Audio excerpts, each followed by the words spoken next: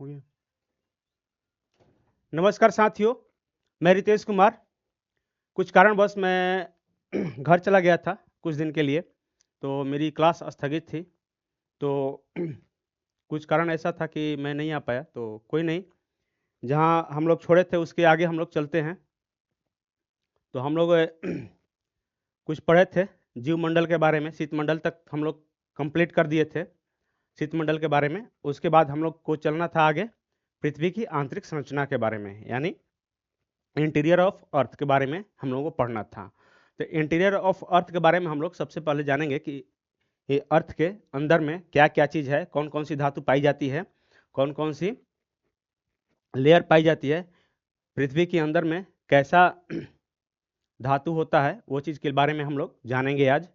और किस क्षेत्र में किस क्षेत्र में क्या चीज़ पाया जाता है उसके भी बारे में हम लोग जानेंगे। पहले जानते हैं कि पृथ्वी जो है हमारे किस चीज़ से बनी हुई है, क्या क्या चीज़ से बना हुआ है, तो उसके बारे में हम लोग देखते हैं। थंबनेल से भी पता चल गया होगा आप लोगों को कि हम लोग क्या पढ़ने वाले हैं। तो ये चीज़ हम लोग पढ़ते हैं थंबनेल के बारे में, जो पृथ्वी की आंतरिक संरचना के बारे में, इंटीरियर ऑफ अर्थ के बारे में। तो हो सकता है कि आज तो ख़त्म नहीं हो, 2 या 3 क्लास चले इसके रिगार्डिंग। तो चलिए हम लोग देखते हैं पृथ्वी की आंतरिक संरचना के बारे में। तो पृथ्वी की आंतरिक संरचना ऐसा होता है कि क्या होता है कि वो एक प्याज की छिलके की तरह ये होता है। जैसे मैं आप लोग प्याज देखे होंगे, तो प्याज देखे होंगे एक, तो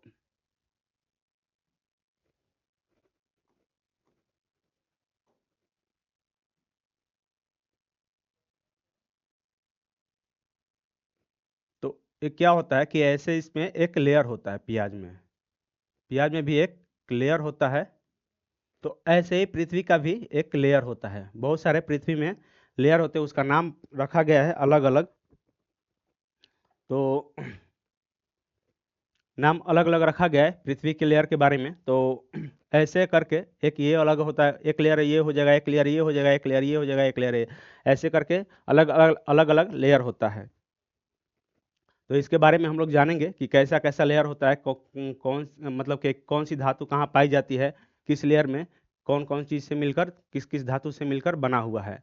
तो इसके बारे में हम लोग थोड़ा सा जानेंगे। तो हम लोग लिख सकते हैं कि पृथ्वी की आंतरिक संरचना जो है, पृथ्वी की जो आंतरिक संरचना है, एक प्याज के छिलके की तरह मतलब कि बनी हुई है इसकी आंतरिक संरचना। तो ये चीज़ हम लोग लिख सकते हैं। इसको कई भागों में भी बांटा गया है, तो यहाँ पे हम लोग लिख सकते हैं क्या चीज़।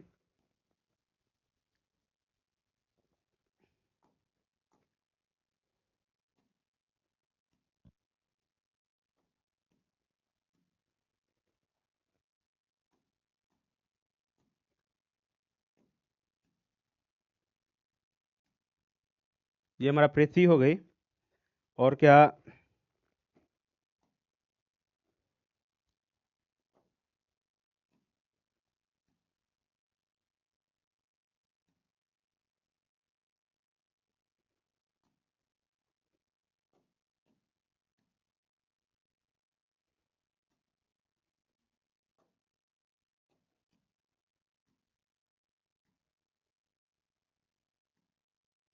ये हमारा पृथ्वी का लेयर हो गया।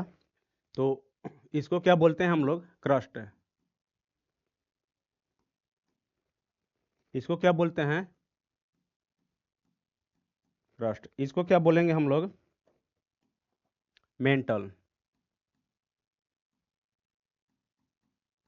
इसको क्या बोलेंगे हम लोग, कोर। तो ये हमारा क्रस्ट मेंटल कोर हो गया। तो ऐसे करके इसको भी दो भागों में बांटा गया है, इसको भी दो भागों में बांटा गया है, इसको भी दो भागों में बांटा गया है।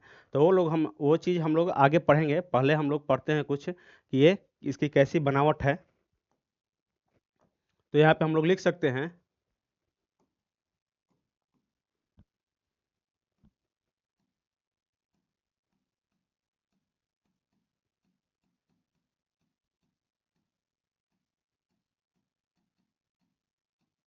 पृथ्वी की आंतरिक संरचना के बारे में।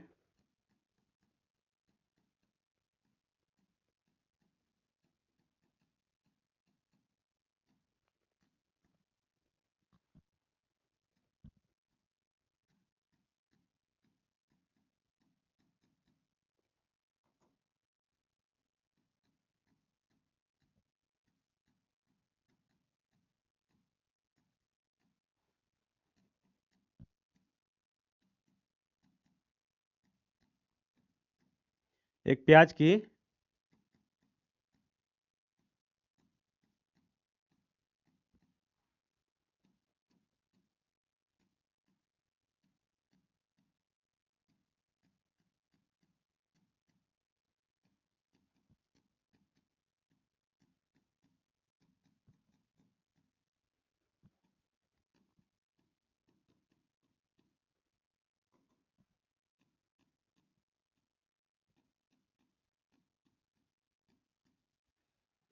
क्या हम लिखे कि पृथ्वी की आंतरिक संरचना एक प्याज के छिलके की तरह है, इसे कई भागों में बांटा गया है। जैसे कि मैंने ये भाग बांट दिया तो आप लोगों के लिए, तो ऐसे करके सबको मतलब क्रस्ट को भी कुछ भागों में बांटा गया है, मेंटल को भी कुछ भागों में बांटा गया है, कोर को भी कुछ भागों में बांटा गया है, और इसको इसको तो दो भागों में बांटा गया है, उसको भी दो भागों में बांटा गया है, क्रस्ट को, मेंटल को, आउटर आउटर मेंटल और इनर मेंटल, उसके बाद कोर को भी आउटर कोर और इंटर कोर के माध्यम में बांटा गया। तो वो हम लोग आगे आगे पढ़ेंगे इसके बारे में।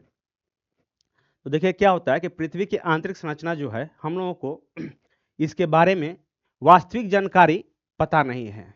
वास्तविक जानकारी पता नहीं है कि अंदर में क्या चीज़ है, इसके अंदर में हम लोग क्या चीज़ है, इसके अंदर में क्या क्या चीज़ का बना हुआ है, हम लोगों को पता नहीं है। अभी तक हमारे वैज्ञानिकों ने भी इस चीज़ को पता नहीं किया है। ये क्योंकि ये ऐसा चीज़ है कि ये दृश्यमान तो नहीं है, हम लोग देख नहीं सकते हैं ना अंदर।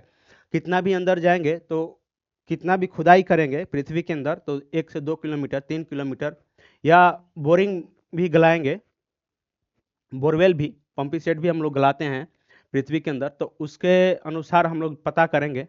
तो क्या होता है कि जो मिट्टी आती है तो उससे हम लोग कुछ अनुमान लगा सकते हैं।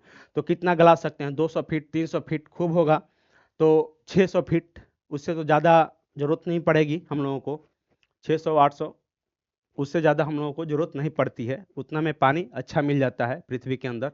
तो क्या होता है कि जो हम लोग बोरवेल गलाते हैं तो उस पाइप से क्या होता है कि कुछ मिट्टी आती है, कुछ कंकड़ आते हैं, कुछ पदार्थ आते हैं, तो वो चीज़ को हम लोग देख के कुछ मालूम कर सकते हैं कि इतना पृथ्वी के इतना अंदर तक ये चीज़ पाया जाता है। कौन कौन सा मतलब कैसा चीज़ पाया जाता है, वो चीज़ हम लोग देख सकते हैं। तो वो चीज़ के लिए तो हम लोग खूब होगा तो 800 मीटर तक हम लोग देख सकते हैं। लेकिन और आगे क्या होता है कि उसके आगे हम लोग कैसे जानेंगे कि ऐसे आगे क्या चीज़ का बना हुआ है। तो ऐसे आगे तो हम लोग को दिखाई नहीं है, दृश्यमान है नहीं अंदर। तो क्या करेंगे कि अंदर के लिए एक अनुमान ही लगाया जा सकता है, एक अनुमान ही लगाया जा सकता है। एक अनुमान से ही हम लोग पता कर सकते हैं कि कैसा चीज़ है, कैसा चीज़ नहीं है अंदर में।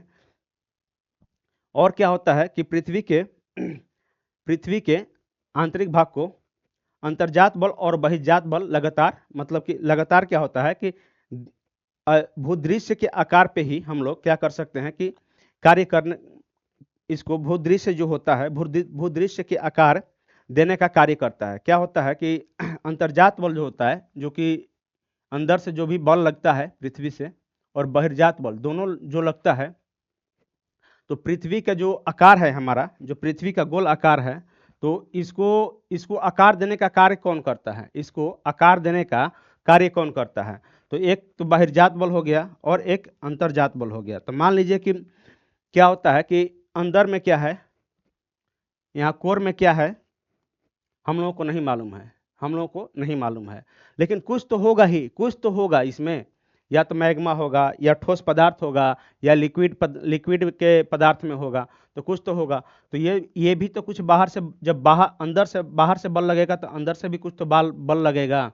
या तो यहाँ पे क्या होगा कि ये बाहर से बल लगेगा तो इसका घनत्व, ताप, दाब और दो तीनों बढ़ते जाएगा, तीनों बढ़ते जाएगा। एक ऐसा स्थिति आएगा कि कोई भी पदार्थ एक लिमिट तक ही वो अपने आप को दबा सकता है, मतलब कि दब सकता है, एक लिमिट तक ही वो दब सकता है। तो इसमें क्या होता है कि पृथ्वी का आकार देने का कार्य कौन करता है, अंतर्जात बल और बहिर्जात बल। तो यहाँ पे हम लोग लिख सकते हैं कि पृथ्वी का आकार देने का कार्य,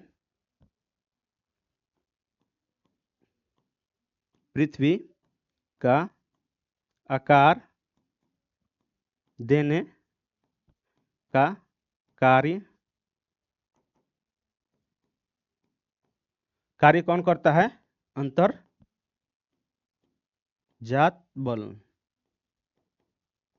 और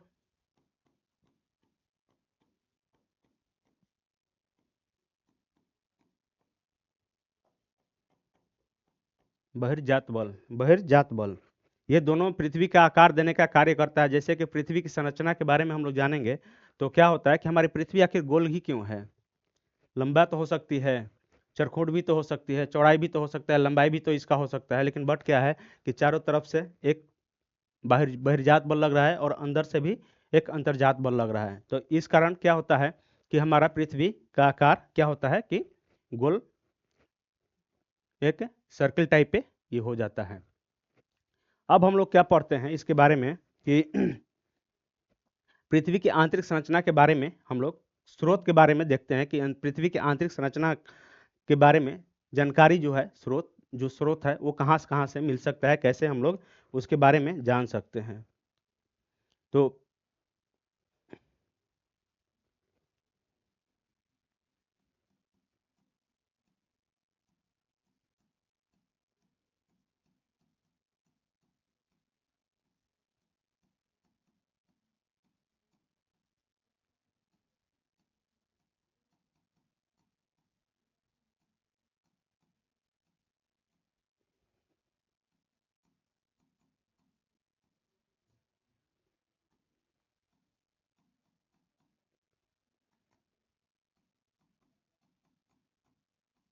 जानकारी का स्रोत तो ये कहाँ कैसे हम लोग को मालूम चल सकता है? तो पृथ्वी की औसत त्रिज्या कितनी है हम लोग पहले देखेंगे कि पृथ्वी की औसत त्रिज्या कितनी है।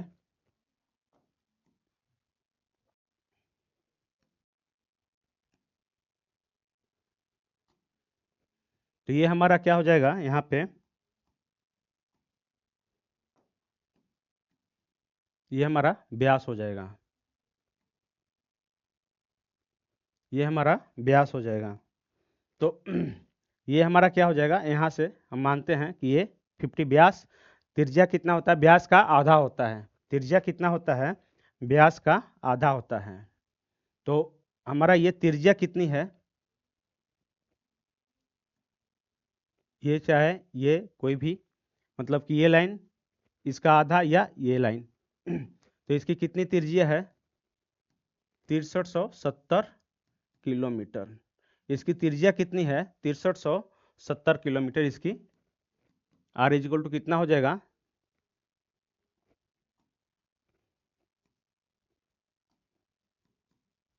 आर इजिकल टू कितना हो जाएगा? इसका त्रिज्या कितना हो जाएगा?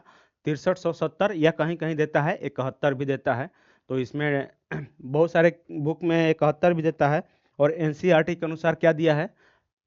6370 किलोमीटर एनसीईआरटी के अनुसार दिया है। लेकिन और कुछ बुक हम पढ़े हैं तो उसमें 71 भी देता है। तो वो चीज़ लेकर नहीं चलना है। वो यदि आएगा भी क्वेश्चन तो या तो 70 देगा, नहीं तो 71 देगा, दोनों में से एक ही देगा, कोई ऑप्शन में दोनों नहीं देगा। तो पृथ्वी की देखिए क्या होता है कि पृथ्वी की आंतरिक संरचना के बारे में एक जटिल, इतना जटिल है जानना, इतना जटिल है जानना कि इसको हम कुछ कह नहीं सकते हैं, क्योंकि ये दृश्यमान है ही नहीं। इसका अवलोकन करना भी जटिल हो जाता है, निरीक्षण करना भी जटिल हो जाता है, पृथ्वी के केंद्र के नमूने भी एकत्रित करना जटिल हो जाता है, संभव नहीं है इसका। तो हम लोग लिख सकते हैं यहाँ पे कि हम लोग लिख सकते हैं यहाँ पे क्या चीज़ कि पृथ्वी की औसत त्रिज्या कितनी है। तो ये हम लोग लिख दिए कि आर इजक्वल टू कितना है? 6370। तो 6370 हम लोग लिख सकते हैं।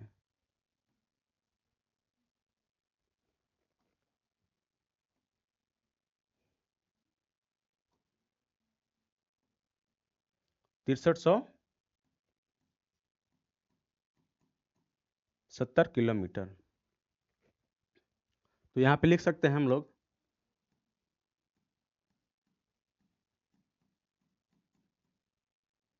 त्रिज्या कितनी है? 6370 किलोमीटर। और आगे हम लोग क्या कर सकते हैं, पृथ्वी की आंतरिक संरचना का, पृथ्वी की आंतरिक संरचना के जटिलता के कारण देखिए क्या लिख सकते हैं यहाँ पे, पृथ्वी की आंतरिक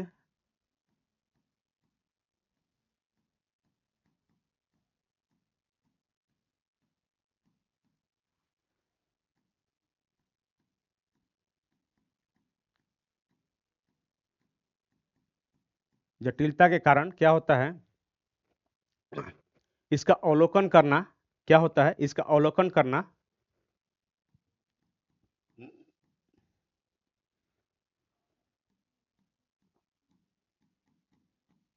अवलोकन करना,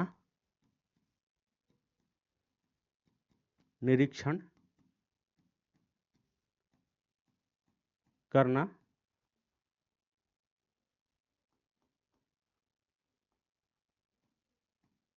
निरीक्षण करना या पृथ्वी के केंद्र के नमूना एकत्रित करना, या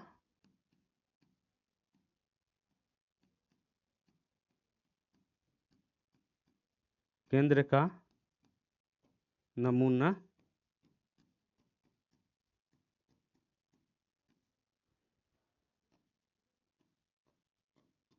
करना संभव नहीं है। यहाँ पे क्या होता है कि पृथ्वी के केंद्र का या पृथ्वी के आंतरिक पृथ्वी के केंद्र का नमूना एकत्रित करना संभव नहीं है। हम क्या पढ़े यहाँ पे, पृथ्वी की आंतरिक संरचना के जटिलता के कारण क्या होता है कि एक तो दृश्यमान है ही नहीं, दृश्यमान है ही नहीं, और अंदर से हम लोग ज़्यादा कुछ निकाल नहीं सकते हैं। तो संरचना की जटिलता इतना है इसमें कि इस कारण से हम लोग इसका अवलोकन भी नहीं कर सकते हैं, और क्या निरीक्षण भी नहीं कर सकते हैं, और पृथ्वी के केंद्र का नमूना भी एकत्रित करना संभव नहीं हो पाता है। इस कारण पृथ्वी की आंतरिक संरचना के बारे में हमारा अधिकांश क्या होता है कि इस कारण पृथ्वी के आंतरिक संरचना के बारे में हमारा अधिकांश ज्ञान अनुभव अनुभव और अवलोकन पर आधारित है। तो यहाँ पे हम लोग लिख सकते हैं कि क्या लिख सकते हैं यहाँ पे,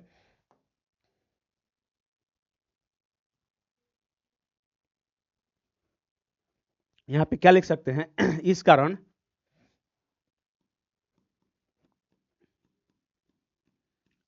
क्या लिख सकते हैं कि पृथ्वी के इस कारण क्या लिख सकते हैं कि पृथ्वी की आंतरिक संरचना का बारे में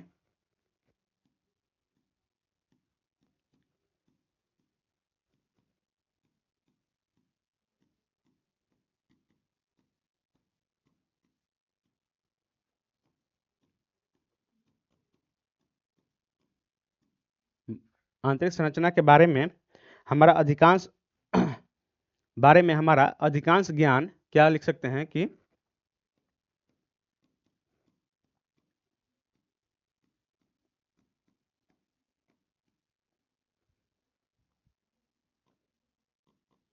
अधिकांश ज्ञान अनुभव और अवलोकन पर ही आधारित है।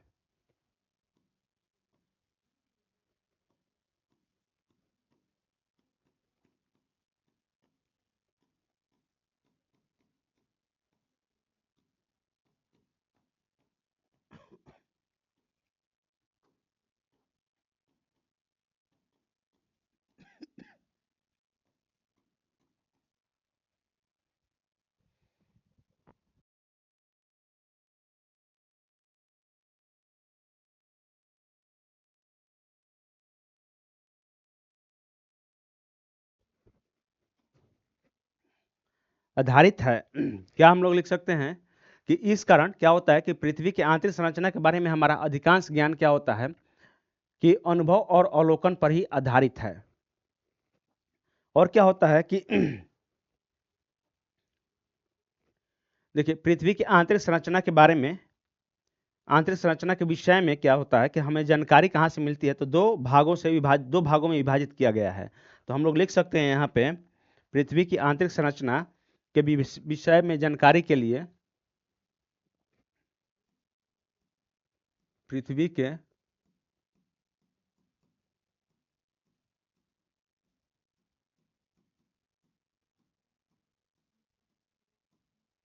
पृथ्वी की आंतरिक संरचना के विषय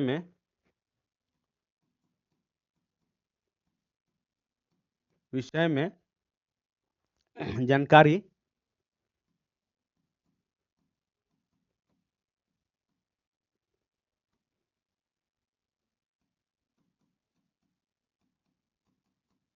दो भागों से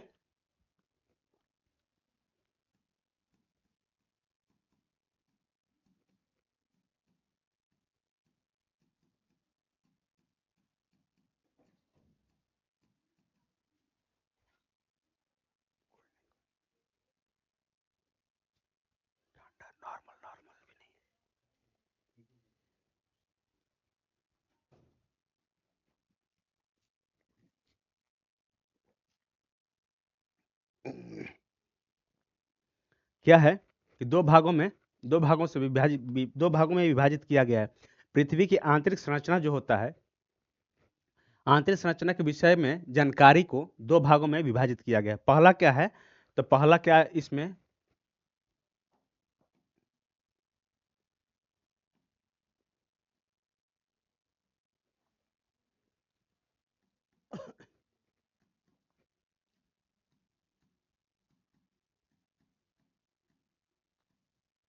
क्या है, पहला अप्राकृतिक स्रोत।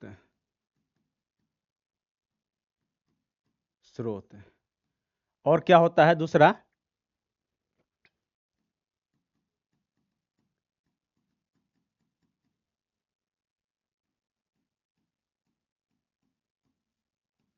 Artificial source. दूसरा क्या होता है, प्राकृतिक स्रोत है।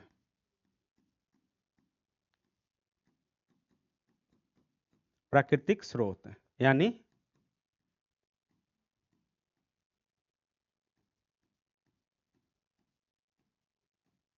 सोर्स, ये हो गया हमारा। तो हम लोग पढ़ते हैं पहले अप्राकृतिक स्रोत के बारे में। हम लोग पढ़ते हैं पहले अप्राकृतिक स्रोत के बारे में।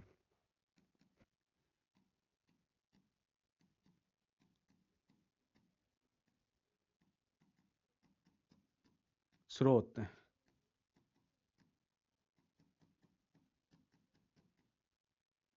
Artificial artificial source.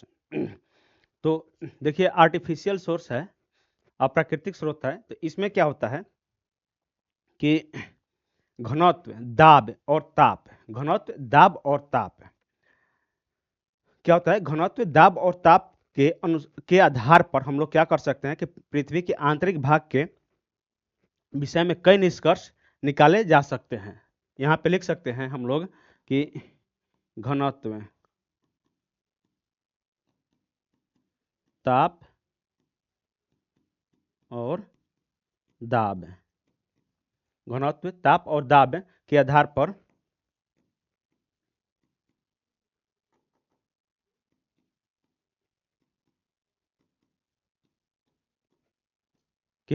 क्या होता है, पृथ्वी के आधार पर क्या होता है कि आंतरिक भाग के विषय में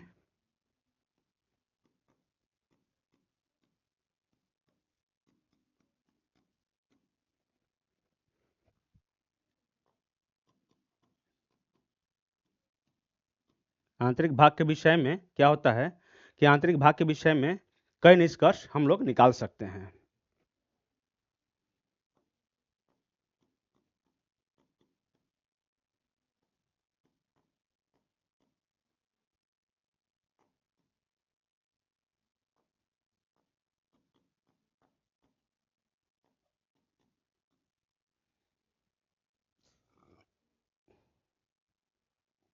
ऐसे नहीं होता है ना निष्कर्ष, यार ये क्या हो रहा है।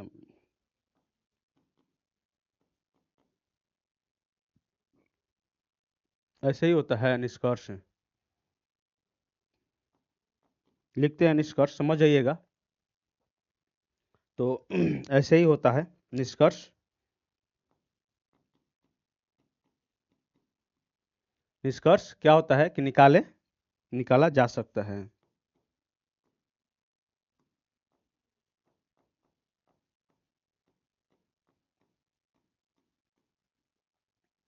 क्या है यहाँ पे कि घनत्व, ताप और दाब के आधार पर आंतरिक भाग के क्या होता है कि आंतरिक भाग के विषय में कई निष्कर्ष निकाले जा सकते हैं, निकाला जा सकता है। तो मान लीजिए कि घनत्व होगा तो वहाँ पे पता चल जाएगा कि कितना घनत्व है, ताप कितना है, तो वहाँ पे पता चल जाएगा कि ताप के आधार पर वहाँ पे लिक्विड है या ठोस है ये भी पता चल जाएगा। ज़्यादा ताप होगा तो वहाँ पे लिक्विड के आधार लिक्विड टाइप पे होगा या मैग्मा टाइप पे होगा, तरह का होगा वहाँ पे। और दाब के अनुसार होगा कि ज़्यादा दाब पड़ेगा, घनत्व तो ज़्यादा होगा, ज़्यादा दाब होगा, घनत्व तो ज़्यादा होगा, तो क्या होगा कि वहाँ पे अधिकांश ठोस पदार्थ पाया जाएगा। तो ऐसे करके हम लोग पता कर सकते हैं। और क्या होता है कि इसमें कि इसमें और क्या लिख सकते हैं कि पृथ्वी के अंदर गहराई में जाने पर घनत्व, दाब और ताप बढ़ते जाता है। क्या इसमें लिख सकते हैं कि जैसे जैसे हम लोग पृथ्वी के गहराई में जाएंगे,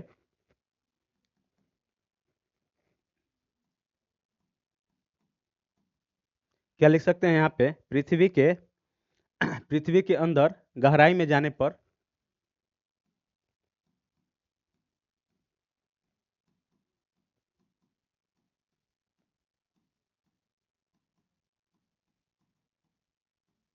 पर क्या होता है कि घनत्व, दाब,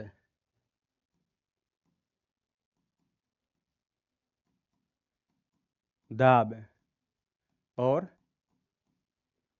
ताप, क्या होता है, घनत्व, दाब और ताप बढ़ता है, बढ़ते जाता है। जैसे जैसे अंदर जाएंगे घनत्व भी बढ़ेगा, दाब भी बढ़ेगा और ताप भी बढ़ेगा, क्योंकि जो बाहरी फोर्स है, बाहरी बल है, उस पर ज़्यादा काम करते रहता है। तो इस कारण क्या होता है कि यहाँ पे जिसका घनत्व होगा ज़्यादा, जिस पदार्थ का घनत्व ज़्यादा होगा वो अंदर पड़े दबते जाएगा। जैसे कि आप लोग देखिएगा कि कोई पत्थर रखिएगा, पृथ्वी के ऊपर सतह पे कोई पत्थर रखिएगा, तो धीरे धीरे कुछ दिन बाद देखिएगा कि क्या होता है कि नीचे दबते जाता है और ऊपर से धूल कण मिट्टी बैठते जाता है। क्या है कि उसका घनत्व और सरफेस के एरिया पे, सरफेस के आधार पे, जैसे कि ऊपर की जो सरफेस है उसके आधार पे उसका घनत्व ज़्यादा है, इस कारण क्या होता है कि वो नीचे दबते जाता है। और क्या इसमें हो सकता है कि पृथ्वी की ऊपरी सतह परतदार शैलों से बनी होती है, निर्मित है। परतदार, जैसे क्या होता है कि पृथ्वी की जो ऊपरी सतह है, यहाँ पे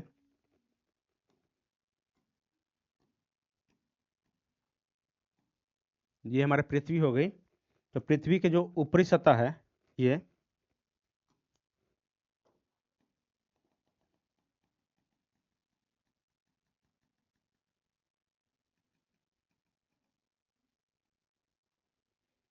ऐसे नहीं, इसको बनाते हैं।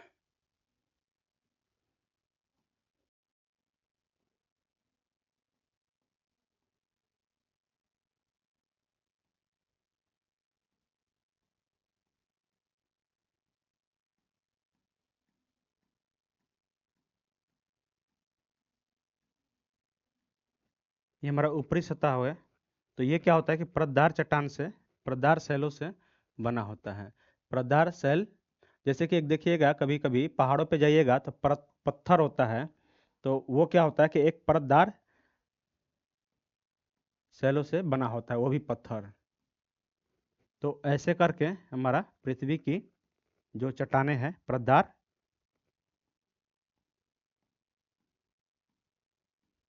ऐसे परतदार, परत बई परत, ये परतदार चट्टानों से बना होता है, शैलों से बना होता है।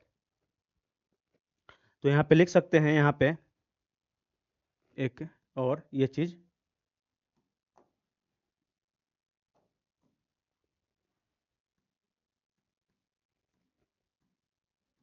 पृथ्वी के ऊपरी सतह है,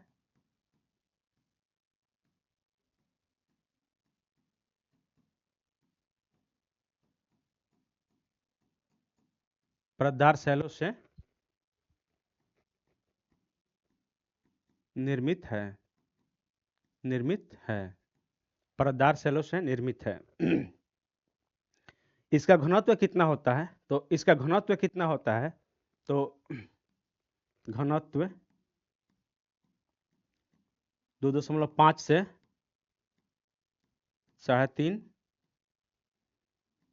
ग्राम प्रति सेंटीमीटर क्यूब, 3 ग्राम प्रति सेंटीमीटर क्यूब कितना होता है, ऊपरी सतह जो है हमारा पृथ्वी का, इसका घनत्व कितना होता है? तो घनत्व इसका होता है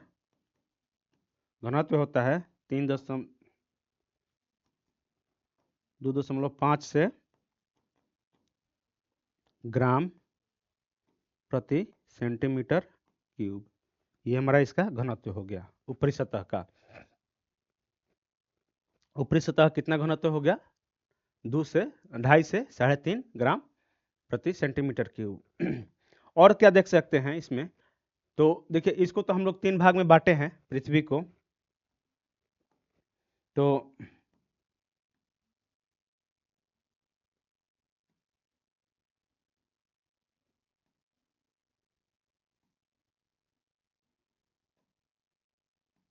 इसको हम लोग 3 भाग में बांटे हैं।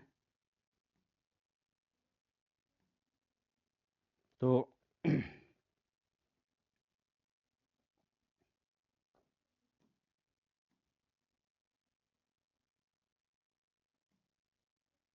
ये हमारा 3 भाग में हम लोग बांटे हैं। तो तीनों का घनत्व कितना होता है? तो ऊपरी सतह का तो कितना लिखे हम लोग? 2.5 से 3.5। और इसका हम लोग कितना लिख सकते हैं? इसका घनत्व कितना हो जाएगा हमारा? तो ये हो जाएगा 3.5 से 5.5 तक। इसका कितना हो जाएगा? 3.5 से 5.5, 5 ग्राम प्रति सेंटीमीटर क्यूब। और इसका कोर का कितना हो जाएगा? तो इसका हो जाएगा करीब करीब 12 यानी 13 ग्राम प्रति सेंटीमीटर क्यूब। इसका हमारा कोर का 13 ग्राम प्रति सेंटीमीटर क्यूब ये हो जाता है। 13.1 यहाँ लिख लीजिएगा। यह 13 या 13.1 है। कहीं कहीं 13 भी देता है, कहीं कहीं 13.1, लेकिन ज़्यादातर 13.1 ही देता है, इसलिए हम आप लोगों को 13.1 लिख देते हैं।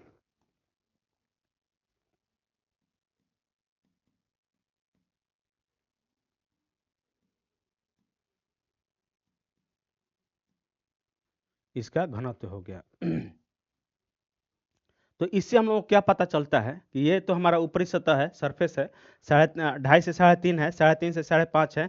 जैसे जैसे हम लोग अंदर जा रहे हैं, इससे हम लोगों को क्या पता चलता है कि जैसे जैसे हम लोग पृथ्वी के अंदर जा रहे हैं तो क्या होता है कि घनत्व अधिक बढ़ते जाता है। घनत्व क्या है कि अधिक बढ़ते जाता है।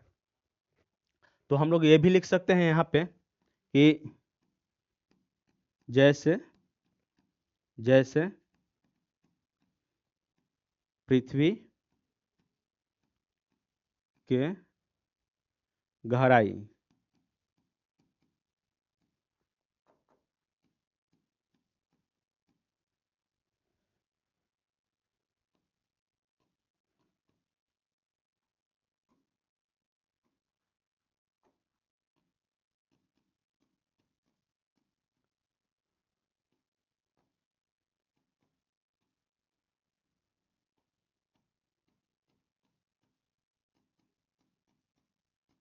घनत्व बढ़ता जाता है। ये हम लोग लिख सकते हैं कि जैसे जैसे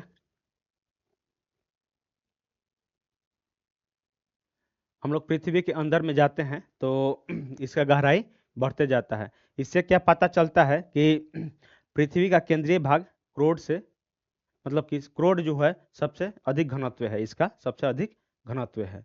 तो अब आगे चलते हैं हम लोग कि इसके बारे में और क्या हम लोग लिख सकते हैं। अब देखते हैं दबाव। ये तो हो गया। तो क्या हम लोग लिखे हैं कि पहले तो पृथ्वी के अंदर गहराई में जाने पर घनत्व, दाब और ताप बढ़ता जाता है। तो अब हम लोग देते हैं दबाव, प्रेशर। प्रेशर के साथ क्या होता है? तो दबाव जो होता है, प्रेशर, तो यह माना जाता है कि पृथ्वी के ऊपरी भाग जो है, पृथ्वी के ऊपरी भाग से अंदर की ओर जाने पे शैलों का भार तथा दबाव बढ़ता जाता है।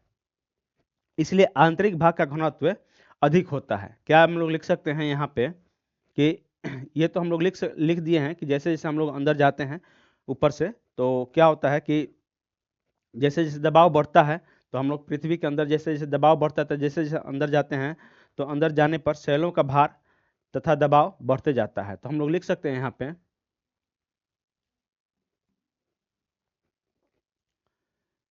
दबाव के कारण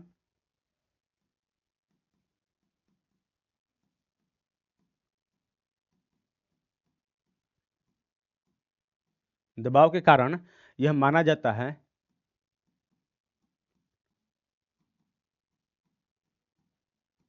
दबाव के कारण यह माना जाता है कि पृथ्वी के ऊपरी भाग से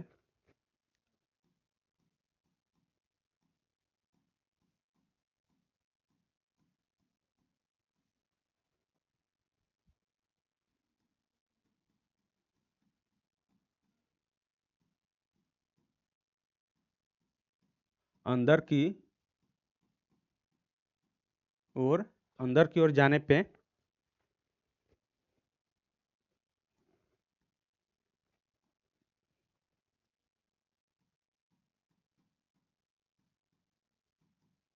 जाने पर अंदर की ओर जाने पर क्या होता है कि सेलों का भार, मतलब जो पदार्थ है यह सेल है,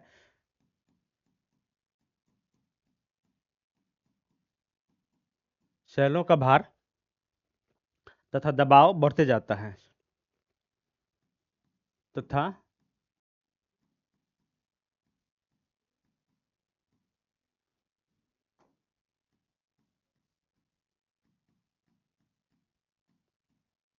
बढ़ते जाता है। इसलिए आंतरिक भाग का घनत्व अधिक होता है। इस कारण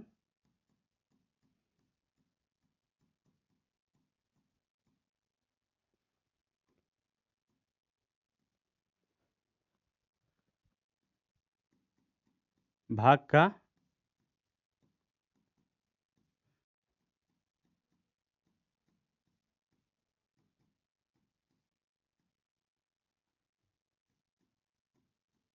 बढ़ते जाता है। इस कारण क्या होता है कि आंतरिक भाग का घनत्व बढ़ते जाता है या अधिक होता है। चलिए ठीक है। वैज्ञानिक प्रमाणों के आधार पर क्या होता है? वैज्ञानिक प्रमाणों के आधार पर प्रत्येक सेलों में एक ऐसी सीमा होती है जहां से मतलब क्या होता है कि जहां से आगे सेलों का घनत्व अधिक, मतलब कि अधिक उससे बढ़ नहीं सकता है। तो मान लीजिए कि क्या होता है कि किसी चीज को हम लोग देखिए, जैसे ये हमारा पेज है, ये हमारा एक पेज है, ये हमारा पेज है। तो क्या होता है कि इसको हम लोग क्या करेंगे कि एक मान लीजिए कि ये चट्टान है, ये चट्टान है ये हमारा। तो इसको हम लोग क्या कर सकते हैं, अधिक ऊपर से दबाव देते हैं, अधिक ऊपर से हम लोग दबाव देते हैं, अधिक ऊपर से दबाव देते हैं। तो एक ऐसा स्थिति आएगा, एक ऐसा स्थिति आएगा कि ये एक एंड पॉइंट तक चला जाएगा, उससे अधिक ये दब नहीं सकता है। इससे अधिक हम लोग किसी चीज से भी दबा नहीं सकते हैं, चाहे हाइड्रोलिक प्रेशर हो या कुछ भी कोई भी चीज हो, उससे हम लोग इससे अधिक दबा नहीं सकते। जैसे कि मेरा जितना औकात है हम इसको दबा के दिखा देते हैं।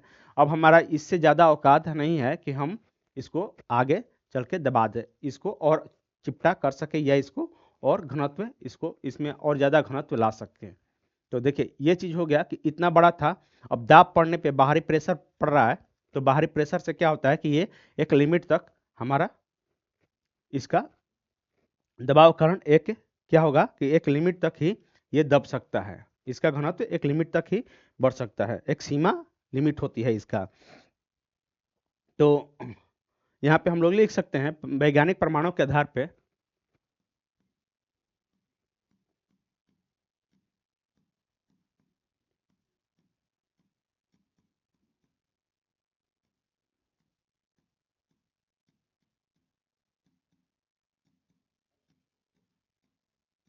वैज्ञानिक प्रमाणों के आधार पे प्रत्येक सेल में एक ऐसी सीमा होती है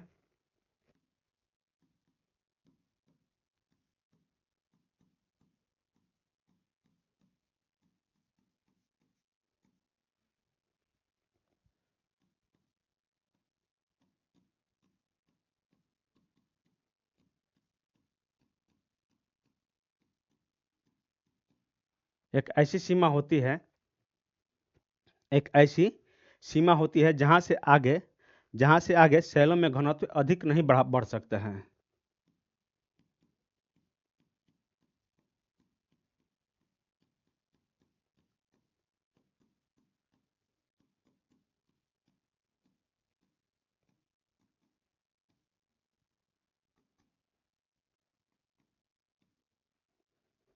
जहां से आगे सेलों में घनत्व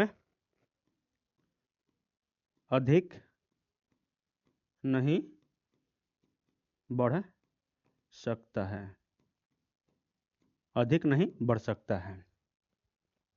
क्या होगा कि अधिक नहीं बढ़ सकता है।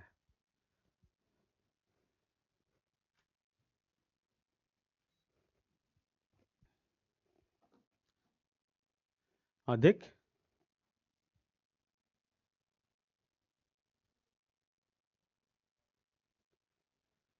इससे अधिक नहीं बढ़ सकता है। अधिक नहीं बढ़ सकता, चाहे दबाव की सीमा कितनी भी अधिक क्यों ना हो। इसमें क्या होता है कि चाहे दबाव की सीमा कितनी भी अधिक क्यों ना बढ़ा दिया जाए। यहाँ पे और लिख सकते हैं कि चाहे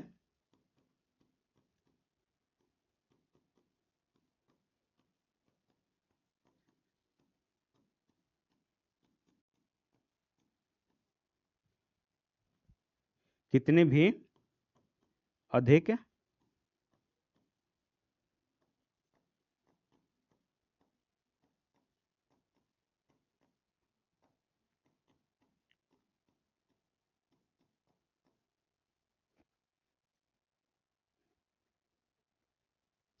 कितनी भी अधिक क्यों ना बढ़ा दिया जाए।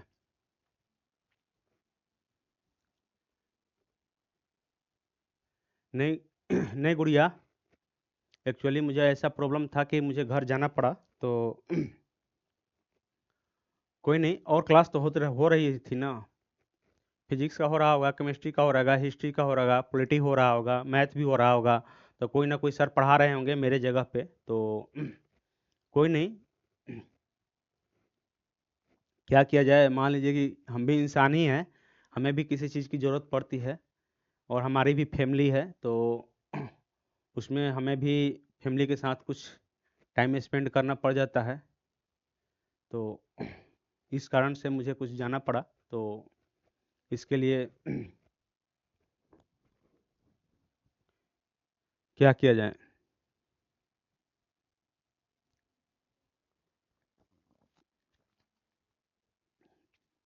तो क्लास तो बंद नहीं थी, कभी क्लास तो बंद नहीं होगी। पर डे तो क्लास चल ही रहा होगा संडे छोड़कर।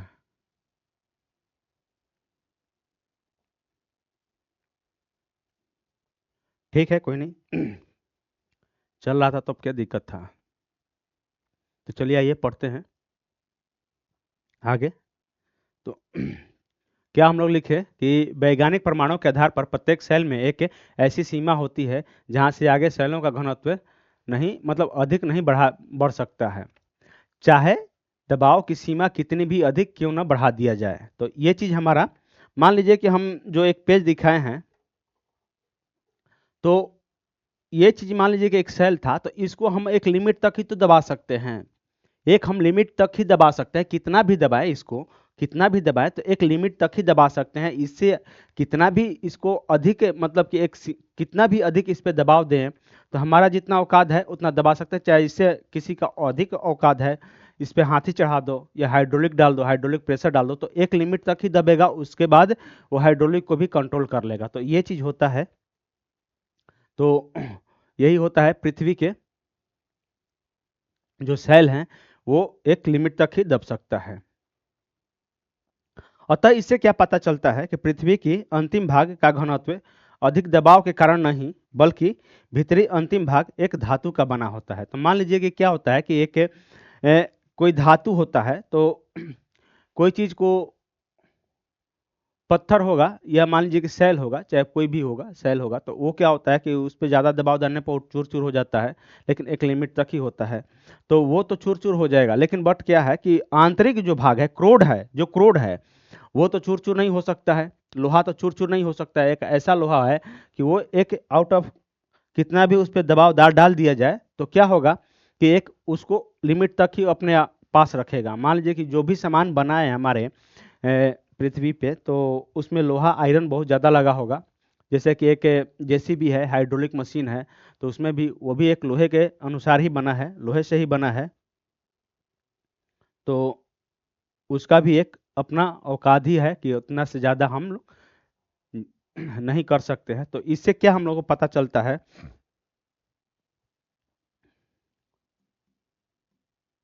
इससे हमें पता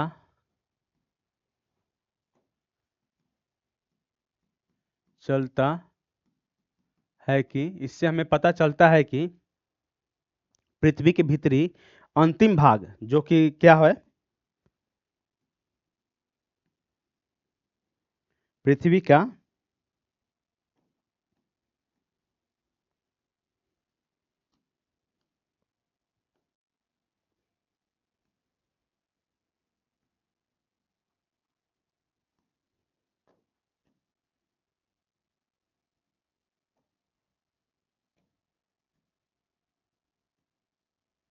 जो कि अंतिम भाग है, जो ये केंद्र है अंतिम भाग, ये किस चीज का बना होगा, ये किस चीज का बना होगा, तो एक लिमिट तक ही तो किसी चीज को दबा सकते हैं, तो ये एक लिमिट तक दबाने के कारण भी ये अपनी ठोस अवस्था में ही है, लिमिट तक दबने के कारण भी ये ठोस अवस्था में है।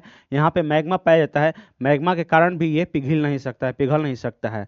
तो इस कारण क्या होता है कि इससे ये पता चल जाता है कि भीतरी भाग जो है, पृथ्वी के भीतरी अंतिम भाग जो है, ये अंतिम भाग है, क्या है कि इसका घनत्व अधिक कारण नहीं बल्कि भीतरी भाग अंतिम धातु का बना होता है। क्या है कि अंतिम धातु का बना होगा, ये अंतिम धातु का बना है। अंतिम भाग क्या है, अंतिम भाग क्या है, तो अंतिम भाग धातु का बना हुआ है। तो यहां पे हम लिख सकते हैं,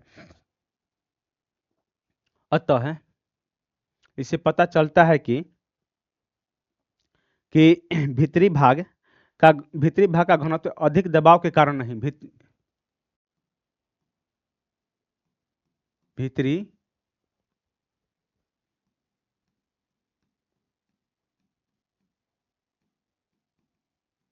भीतरी भाग का घनत्व भीतरी भाग का घनत्व क्या होता है,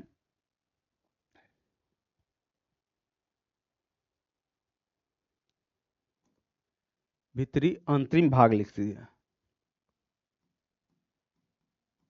अंतिम भाग लिख दीजिए, यहाँ पे ये बेटर रहेगा। भीतरी अंतिम भाग का घनत्व अधिक दबाव के कारण नहीं, अधिक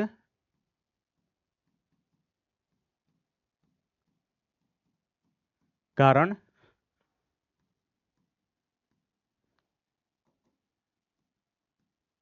नहीं, अधिक दबाव के कारण नहीं बल्कि भीतरी अंतिम भाग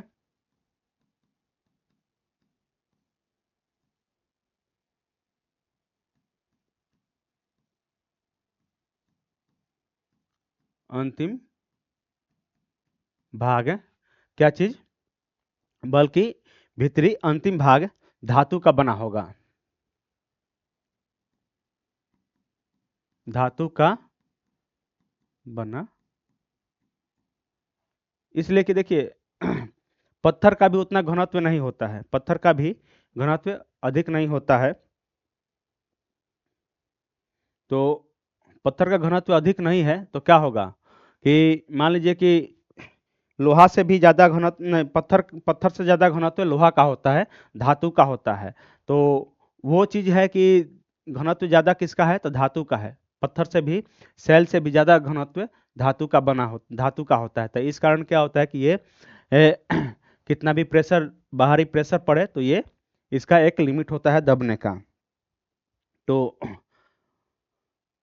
क्या होता है यहाँ पे जिसका अब क्या हम लोग लिखे, इससे पता चलता है कि भीतरी भीतरी अंतरिम भाग का घनत्व अधिक दबाव के कारण नहीं बल्कि भीतरी अंतरिम भाग धातु का बना होता है।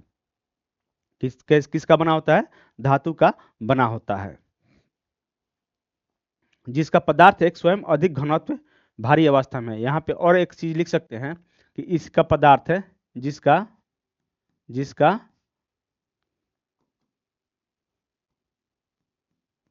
जिसका पदार्थ जिसका पदार्थ क्या है, अधिक घनत्व,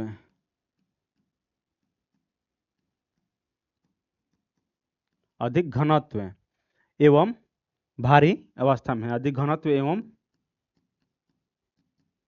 भारी अवस्था में है, अवस्था में क्या है, भारी अवस्था में है। तो और आगे एक पॉइंट लिख सकते हैं यहाँ पे कि पर्यवेक्षण एवं प्रयोग से, पर्यवेक्षण एवं प्रयोग के आधार पे, पर्यवेक्षण मतलब पर्यवेक्षण किया गया है और प्रयोग भी किया गया है। हम लोग नीचे नहीं जाकर देख सकते हैं, पर्यवेक्षण ही कर सकते हैं या प्रयोग ही कर सकते हैं, इससे आगे हम लोग नहीं जा सकते हैं, इससे आगे हम लोग नहीं जा सकते हैं, इससे आगे हम लोग नहीं जा सकते हैं के आधार पर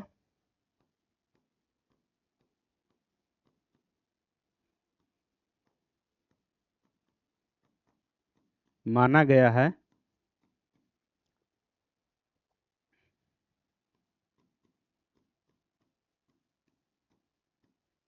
है कि क्या है कि पृथ्वी की भीतरी भाग या अंतरिम भाग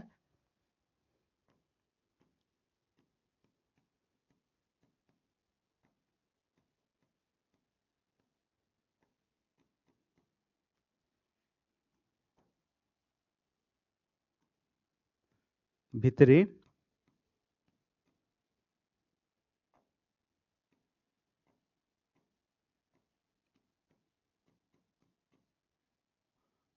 अंतरिम भाग निकिल और लोहे का बना हुआ है, या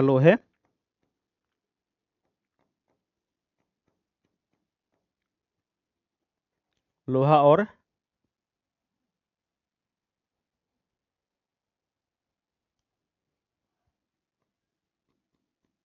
निकिल का बना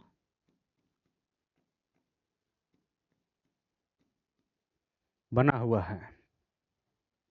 तो निकिल का गलनांक कितना होता है, निकिल का गलनांक कितना होता है, तो लोहे का गलनांक कितना होता है, पहले इसका गलनांक देख सकते हैं। तो 1550 डिग्री सेल्सियस, 1550 डिग्री सेल्सियस होता है। और निकिल का कितना होता है, निकिल का 1450 डिग्री सेल्सियस।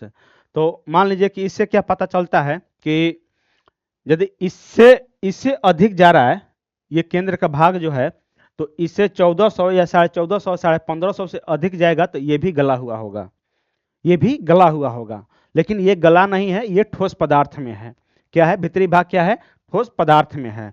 यदि 1450 और 1550 से ऊपर जा रहा है आंतरिक भाग का तापमान, तो क्या इससे पता चलेगा कि वो आंतरिक भाग भी ये एक लिक्विड फॉर्म में होगा, या आंतरिक भाग भी लिक्विड फॉर्म में हो सकता है। तो आइए ये दबाव के आधार पे हम लोग देखें। अब ताप के आधार पे हम लोग देखते हैं, ताप के आधार पे हम लोग देखते हैं। तो